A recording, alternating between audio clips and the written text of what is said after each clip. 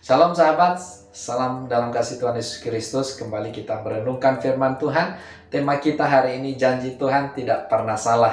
Nah saudaraku dikasihi Tuhan, di dalam Kejadian pasalnya ke-21 ayat 1 dan 2 firman Tuhan berkata begini. Tuhan memperhatikan Sarah seperti yang difirmankannya dan Tuhan melakukan kepada Sarah seperti yang dijanjikannya.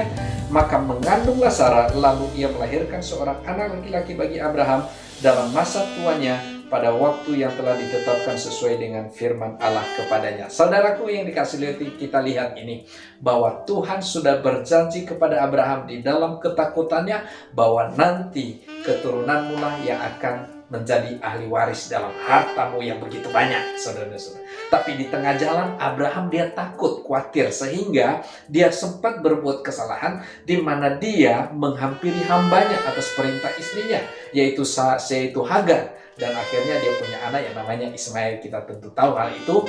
Dan saudaraku dikasihi Tuhan, akhirnya ya di dalam kegoncangan iman Abraham pada janji Tuhan, sehingga dia komplain sama Tuhan, bagaimana mungkin aku akan punya anak, saya sudah tua. Karena semakin hari umurnya semakin lanjut, Sarai akhirnya kembali mendengarkan Tuhan berbicara kepada Abraham. Sampai akhirnya Sarai tertawa, bagaimana mungkin terjadi, saya sudah tua, saudara Tuhan.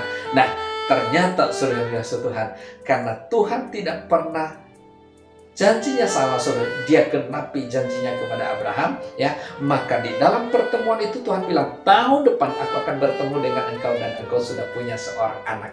Nah, saudaraku dikasihi oleh Tuhan, pesan Tuhan buat kita di dalam menanti janji Tuhan, di dalam menerima janji Tuhan, karena Tuhan tidak pernah salah di dalam berjanji kepada kita, saudara-saudara. Artinya, jangan ganti janji Tuhan atau tukar janji Tuhan dengan ketakutanmu, dengan kekhawatiranmu, bahkan dengan mungkin saudara kecemasanmu, bahkan mungkin dengan kedaginganmu.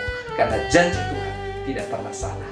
Tuhan Yesus memberkati. Selamat menerima janji Tuhan atas hidupmu. Haleluya.